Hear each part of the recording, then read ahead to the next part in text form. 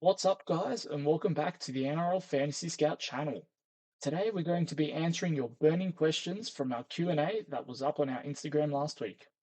If you enjoy this style of content, be sure to like the video and subscribe to the channel. Now, before I answer any of your questions, I'll quickly explain the tools we provide in our premium fantasy service. I use these tools to answer all the questions in this video, and if you're interested in any of them, be sure to sign up to our Buy Me a Coffee link in the video description. We are running a preseason discount up until the footy kicks off in Vegas, so be sure to get in while it lasts.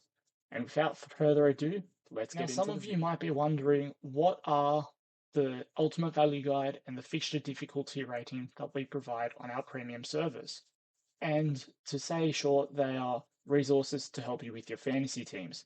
Now, what they actually are, the Ultimate Value Guide compares what the player's priced at and what we project them to score to show you how much value they have in your fantasy team. If someone has a lot of value, like 10 points, that means they're a good cash cow and they're going to rise quickly, helping your team value, which we know can definitely help your rank overall and stack more guns in your squad a lot quicker. Fixture difficulty rating is more used for your backs, but it can be used for anyone as we have their player database.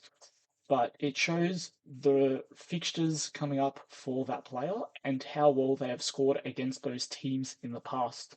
One of my favorite examples is every time Cherry Evans played the Tigers, I'd love to captain him because he would always score a try against them. I don't know why. That was just one of his favorite teams, and I'm sure a lot of you have when you've played sport. There was always that one or two teams you'd come up against and feel really good and always do well against. But Cherry Evans against the Tigers, he'd score well. So you can check the averages of these players against the teams, and that will constantly update throughout the season. Now, these tools can help you pick out your squads and help you with decisions of who to choose in your squad, whether who is a better cash cow, who is projected to score more points, or who is looking better to start the season in terms of their fixtures. Because we know with the backs, especially if they come up against tough teams and score poorly, then that won't help their price rises too much. Whilst they can have that high average, it won't do too much to start your year. So if you're interested, click the link to our Buy Me a Coffee in our description and sign up to get these tools for yourself. Right, starting with the first question, we've had a lot of, is Toby Couchman a fade, or should I switch Toby Couchman to the likes of a Yo or a Tino instead? First off, I'd like to say I wouldn't read too much into Couchman's trial performances. At the end of the day, it is just a trial, and the players don't try as much. Obviously, especially the Dragons, they've got a lot of travel ahead, so they don't want any niggles before their long flights to Vegas because that could easily aggravate it, and it's not very athlete friendly when you're doing big travels. But diving into the numbers, so Couchman is predicted to play 55 minutes at prop, Yo 80 minutes at lock, and Tino 65 minutes at prop.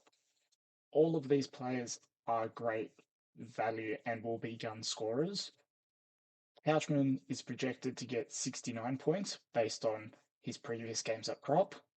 Yo is projected to average 61 points based on him at lock, and Tino is projected to score 60 points in his role at prop. Now, as I said, all of them will be gun scorers, but if I had to rank them, I would rank it as Couchman, Tino, and Yo.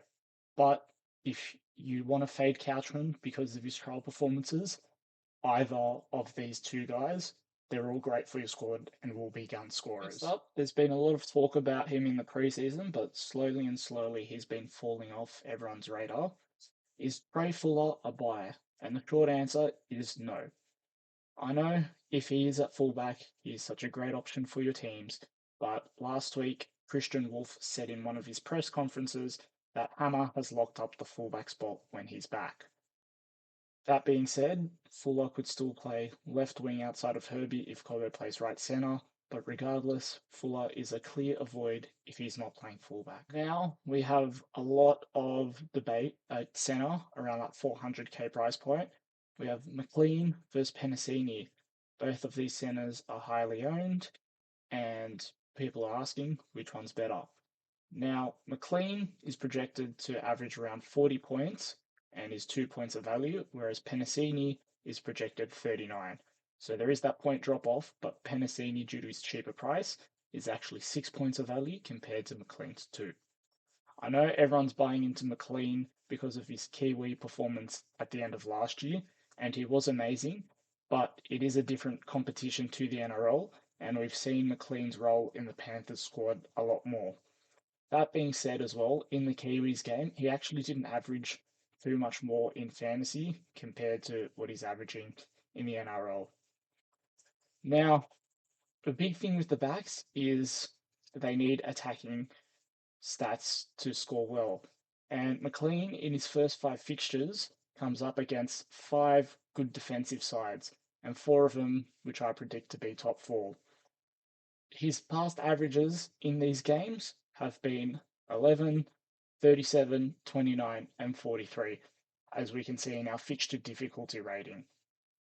Whilst Penasini's fixture difficulty rating isn't looking much better for the first 5 games, he at least plays teams like St. George and the West Tigers, unlike McLean coming up against Roosters, Brisbane, Melbourne. And also, Penasini's averages against these first 5 teams, according to our fixture difficulty rating, are 36, 36, 39, 38. So mid-30s average is looking much better to score well in these first 5 games compared to McLean. So personally, I'd rather punt on Penasini if I were to go with one of these two. Moving on to another centre, we have, is Bradman Best a good punt to start the year? Now, looking at his fixture difficulty rating, his opening fixtures are very promising and against softer defensive teams.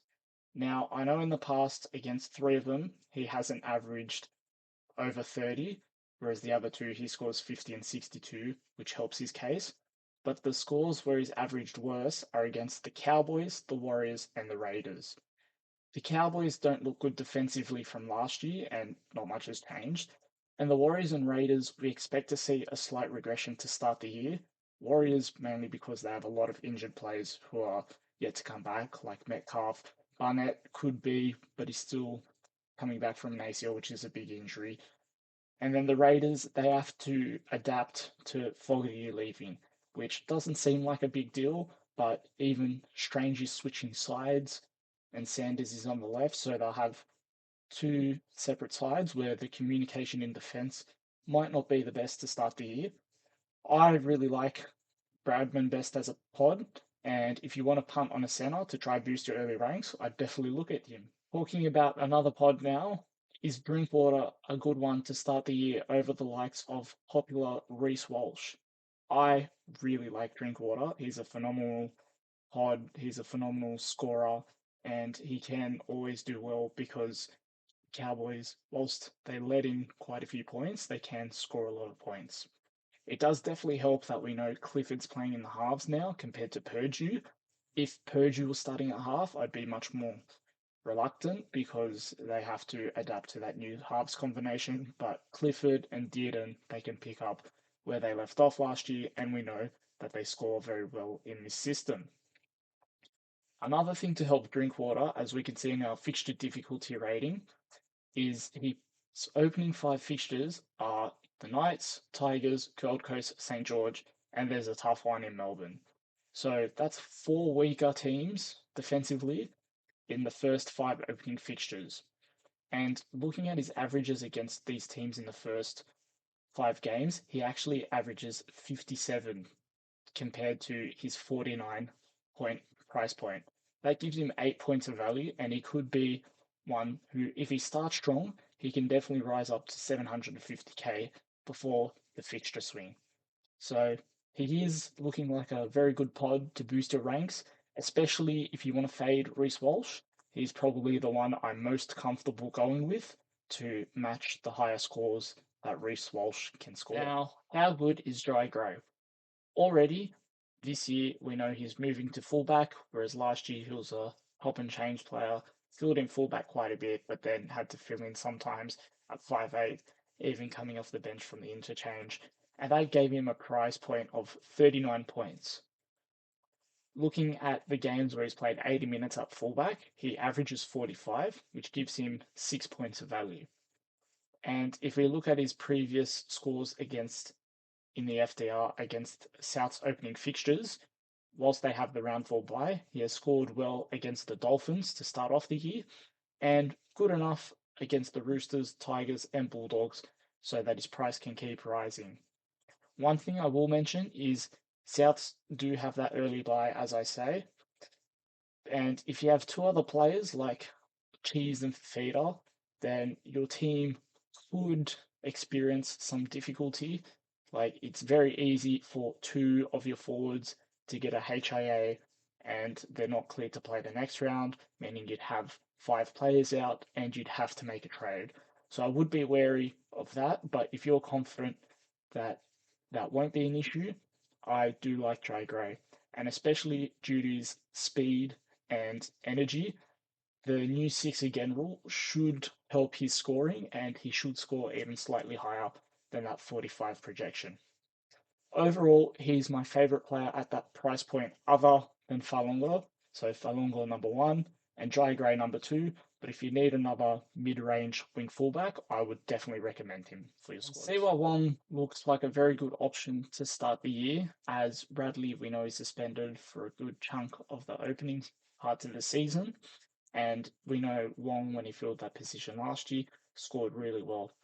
But unfortunately now the news is saying that Nat Butcher is back and ready to play, and he will probably be given that starting spot. We project Wong to only get 40 minutes now, and even if it's in the middle or a mix of middle and edge, that slight increase in PPM is still not enough to be worth your while, so would be looking to avoid him. Now, Luciano Leilua, he's an interesting one. He's predicted to get the starting edge role, while Dylan Egan is still out to start the year. And in this role, we expect him to get 60 minutes.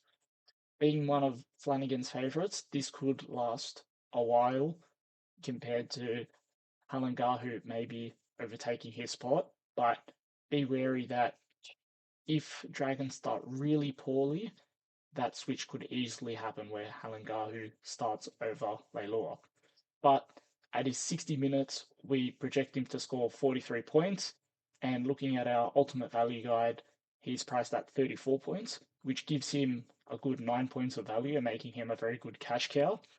Now, with the biggest news of Lasardi being injured and even McEwen splitting minutes with Kant, Luciano Leilua is definitely one to consider amongst those risky edges, but he is a good option if you need someone around that price. Now, are anyone of the Titans boys outside of Tino actually worth it?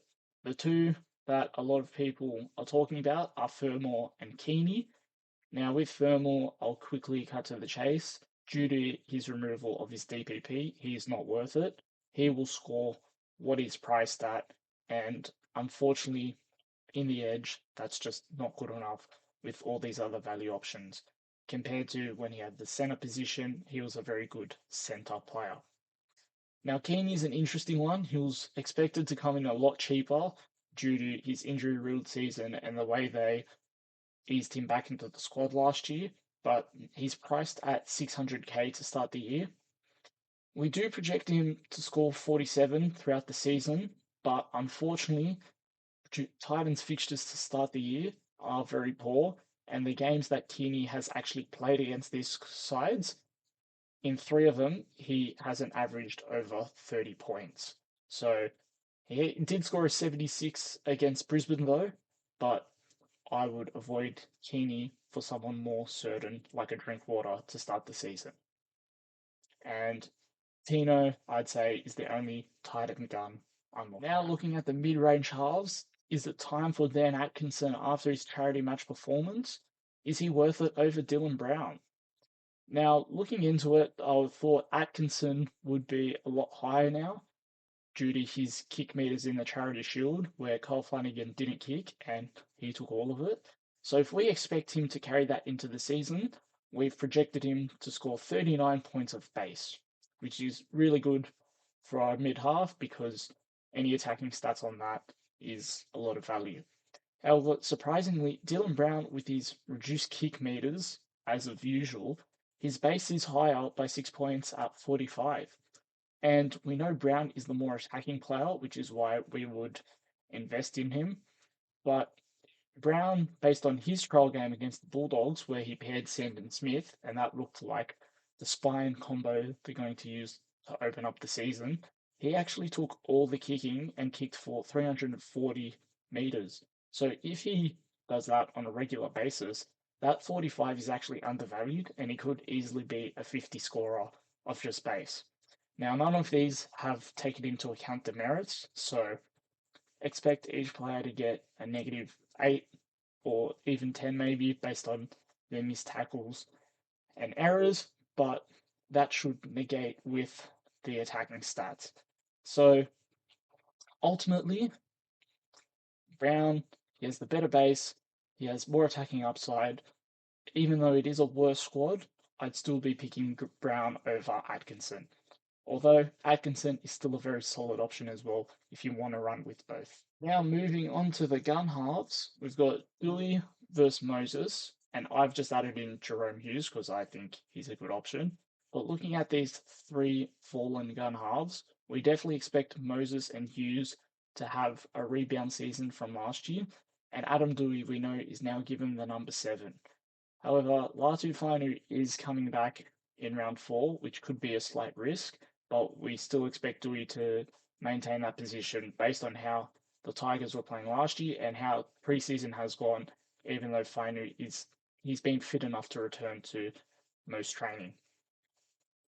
Doueihi is projected to score 61 points based on his previous half average, which sounds crazy, but check the stats, it's true. This gives him 17 points of value, and I think he's a must-have in your squads despite his round on bye. Mitchell Moses is projected to score back to 54 points, and this gives him 8 points of value, and Hughes is projected to average 56 with 6 points of value. So based on that list, it would be Doueihi number 1, Moses number 2, and Hughes number 3. However, Hughes, out of these three, has the best fixtures to start the year and has the easiest squads. If we look at fixture difficulty rating, Hughes actually averages in the 60s against these first 5 teams, so he could easily kick on much quicker than Moses in the first 5 games. Moses especially has quite a few tough games in these opening 5, and whilst he is very good base with his kick meters and tackles to be high in these games, he still won't have as many attacking stats, we'd think, against teams like Melbourne when he plays them. So, factoring in fixture difficulty rating into it as well, my updated list would be Doueihi, Hughes, and Moses. So, compared to Doueihi, Moses, Hughes. But honestly, if I could start with all three, and especially with the Cleary news now, I would start with all three. But if you can't, my ranking would be Doueihi, Hughes, and Moses. That being said, Moses is very good. Bulldogs options in the forwards, good for our fantasy teams now that Leo Thompson is out to start the year. And the short answer is no. All that changes is Sam Hughes comes into the side and the extra minutes are distributed amongst Max King and Harry Hayes. In essence, the forward rotation will just look like what it did last year, where Leo wasn't there.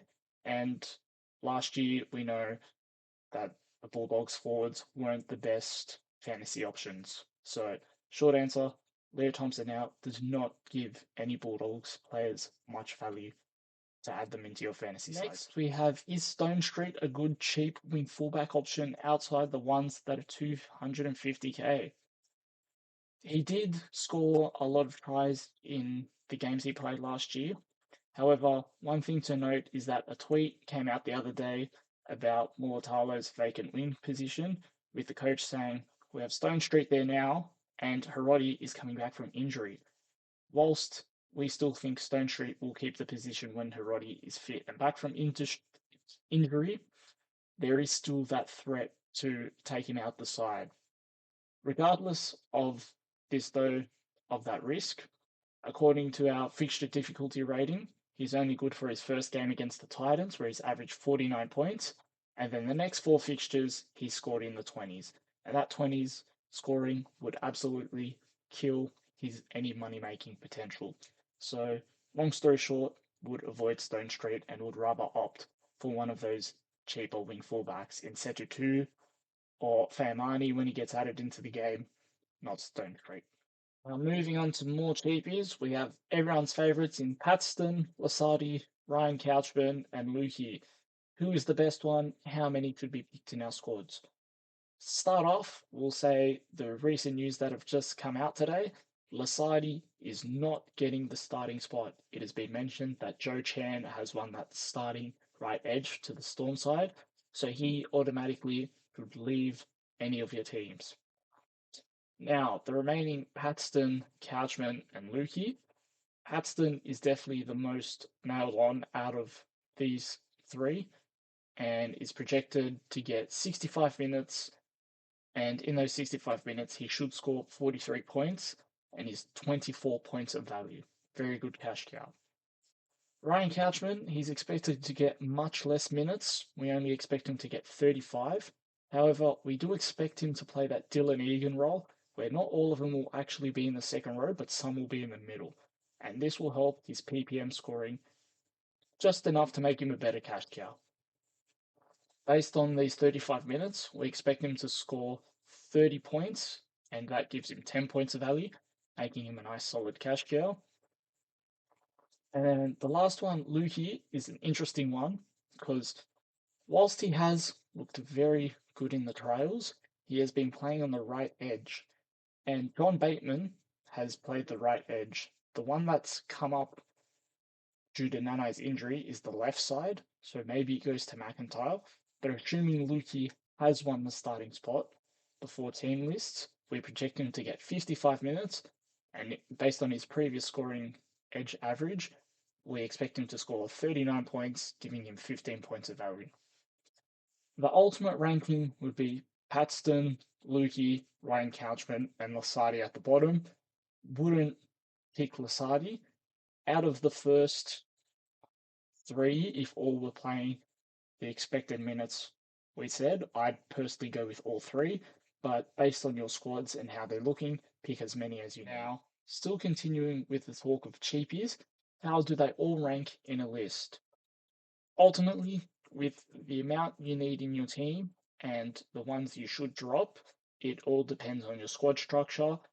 Definitely would suggest cover, but the ultimate list, if I had to rank them from best to worst, would be Paxton first, then Colhoun, Cheese, Setutu, Macassini when he plays, Ethan Sanders, Lukey, Faimani when he's added into the game, then Ryan Couchman, Tom Chester, Cooper By, and then the irrelevant ones now of Lasardi to start the year, Moses Leo, only if you need. His scoring isn't very good in Cup.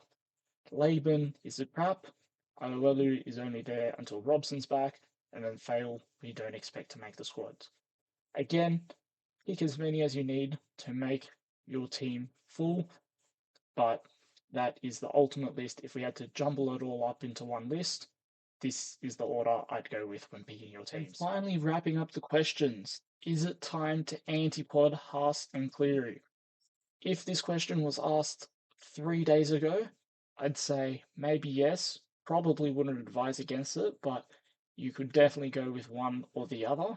However, due to Cleary's suspension, and we know that he's going to miss the first game at least, depending on how his case goes, the people that were split on these two are now all going to own Haas. And due to Haas's high ownership, I don't think you can fade him anymore.